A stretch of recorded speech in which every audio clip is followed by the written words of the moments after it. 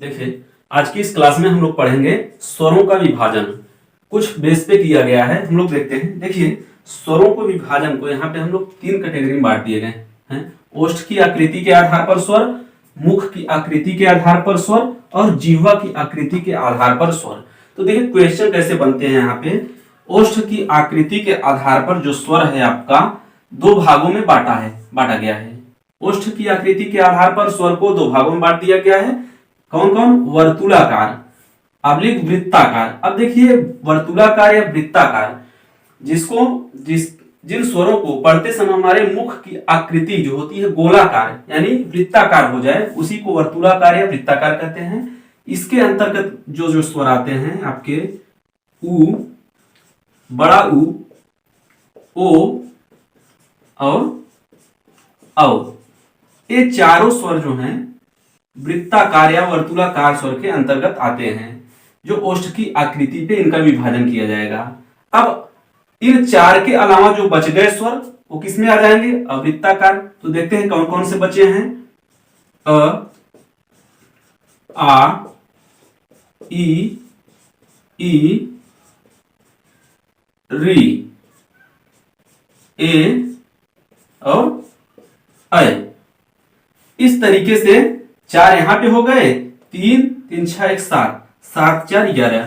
पूरे स्वरों में से चार स्वर वृत्ताकार या वर्तुलाकार कह लीजिए, जिनका उच्चारण करते समय हमारे ओष्ठ की आकृति गोलाकार यानी वृत्त के आकार की हो जाती है। उ, ओ, औ। बाकी उनके अलावा जो बच गए अवृत्ताकार। अब देखिए मुख की आकृति के आधार पे भी स्वरों को विभाजित किया गया है, तो चार भागों में बांट दिया गया है मुख की आकृति के आधार पर। अब देखिए मुख की आकृति के आधार पर जो स्वर हैं, जैसे देखिए यहाँ पे आ जाता है संवृत्त में। संवृत्त देखिए मुख की आकृति के आधार पर जैसे जो स्वर हैं, संवृत्त का मतलब हम अपनी जिह्वा को जितना तालू की तरफ ऊपर की तरफ खींच के पढ़ते हैं वही संवृत्त के अंतर्गत आते हैं। अब देखिए संवृत्त के आधार पे आपके कौन कौन से स्वर हो जाते हैं, तो संवृत्त के आधार पर आपका हो जाएगा ई,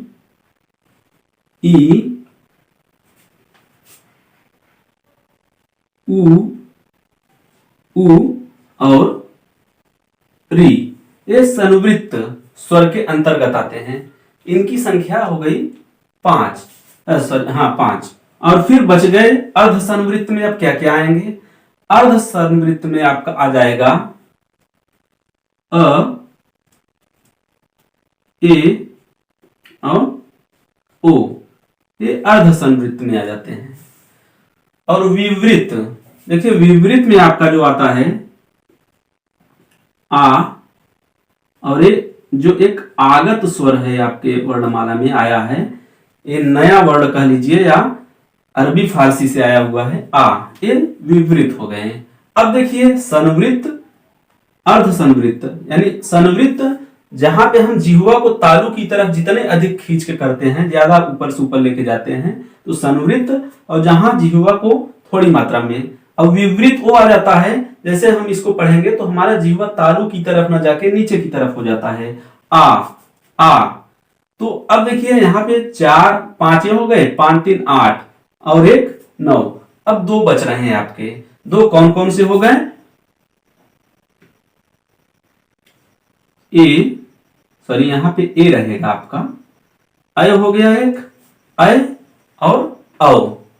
ये दोनों अर्ध विवृत में आ जाएंगे।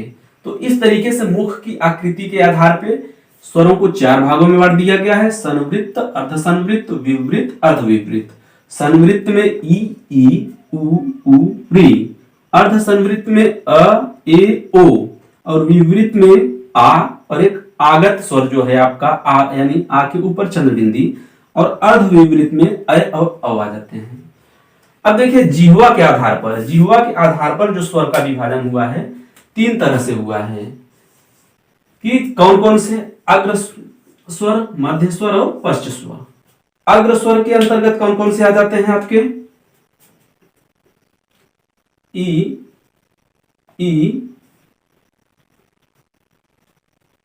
री, ए और ऐ। ये अग्र जिह्वा की सहायता से बोले जाते हैं। ई, री। ए ऐ, और मध्य जैसे अ इकलौता स्वर है जो मध्य जीवा की सहायता से इसका उच्चारण हम लोग निकालते हैं। अब देखिए यहां पे क्या हो गया, अब इसके अलावा जो बच गया आ, उ, ओ और औ, ये सभी क्या हो गए, पश्च जीवा के आधार पे इनका उच्चारण हम लोग करते हैं। तो इस वीडियो के लिए बस इतना ही, इसको आप लोग नोट कर लीजिए। मिलते हैं नेक्स्ट वीडियो में, टेक केयर, बाय।